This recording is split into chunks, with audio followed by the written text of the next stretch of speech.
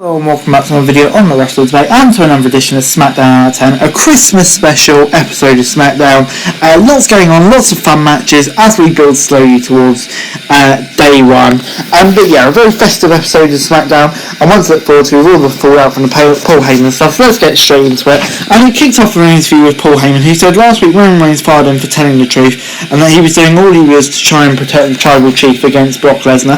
Heyman said that all of his belongings were tossed out of the locker room and he had nothing. Paul Heyman could go and start fresh in NXT by representing some new talent, but he said he felt it was time for him to retire after being publicly humiliated by Roman.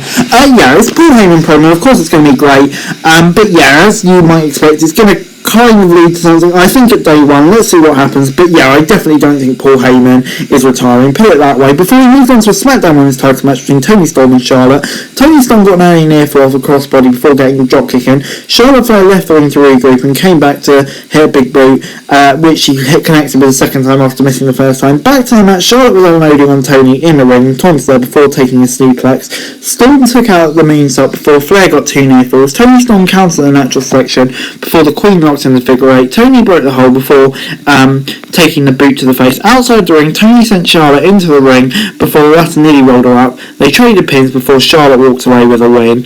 Yeah, I'm going to give it a 7 out of 10. This was a really good match. Yeah, this result was going to be the same, but I don't know if we're getting this still at day one, but it seems a bit weird if we're not. But yeah, as Toni turns the match on the whole, it was good. Before we knew they were backstage with Drew McIntyre, and they were setting up a tag team match against Madcap Moss and the Usos later, a Christmas themed match, before Boogs and Nakamura were out on SmackDown to watch the next match, and it was that massive gauntlet match. But before that, Charlene has had a cut backstage promos as we headed to the gauntlet match. Garza and Mansoor kicked off, and Mansoor had the early advantage before he was dropped on the turnbuckle, and Hill got into the corner before Mansoor came back with some big kicks. Garza went for the wing clipper and pinned him before Eric came out, and he was tossing Garza around, only to be caught and dumped onto the outside by Eric. After a break, Garza pinned Eric and eliminated him before Shanky came out to join the match. Shanky was tossing Garza around and got a quick pin, eliminating him. Ivar was next in and took Shanky down with a top rope Bronco Buster before hitting a top rope dive to get the elimination.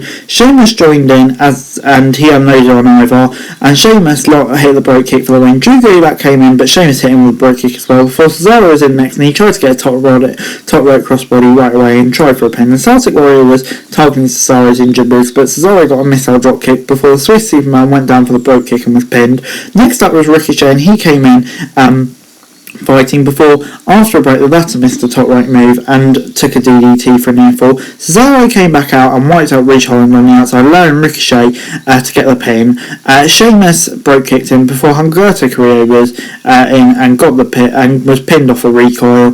Yeah, showed what they think of Humberto Carrillo before Jinder Mahal came in and tried for the cross, but Ricochet reversed it and got one more pin, and he continued going. Sami Zayn was the last one to join and went up to the top rope before Ricochet brought him down for a near fall. Zayn dodged a big drop kick in the corner before hitting the Blue Thunderbolt. Sami hit an exploder in the corner before being hit with a big dive to get his knees up. Sami followed up with a haluva kick to pick up the win.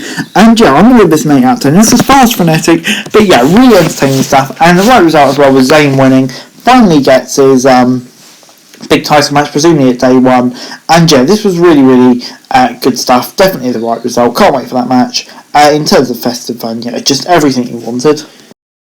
Short documentary about Paul Heyman's career before we moved on to the main event.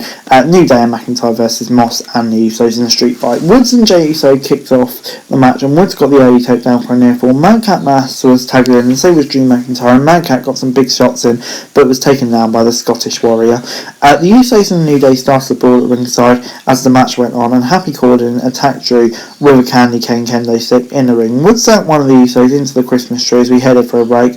Back on SmackDown, the Usos had the New Day down at ringside as Moss took down McIntyre. Jey and Jimmy Uso tossed Christmas trees into the New Day outside while McIntyre got a big suplex. Woods opened a present and it was a steel chair, and he used it to take down one of the Usos before the other took him out, and In the ring, Kofi sent Jimmy outside, as well as Jay. Woods and Kofi tossed cookies at the Usos before Kingston hit a dive. New Day and McIntyre poured jugs of eggnog on Moss and Corbin before Drew got the pin with a Claymore kick. This was a really, really fun match. I'm going to give it a 7 out of 10. No major storyline to it, just a really fun match, and the babyface is winning. Overall this week, SmackDown gets an 8 out of 10 from me. Yeah, this was a really brilliant episode of SmackDown. Not too much in one way of storytelling, maybe except for the Heyman stuff, but yeah, more just a really fun show at Christmas, and that's all you really wanted, to be honest. On the whole, this was a very, very good episode of Friday Night SmackDown.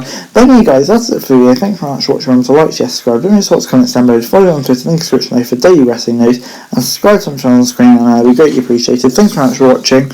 Peace.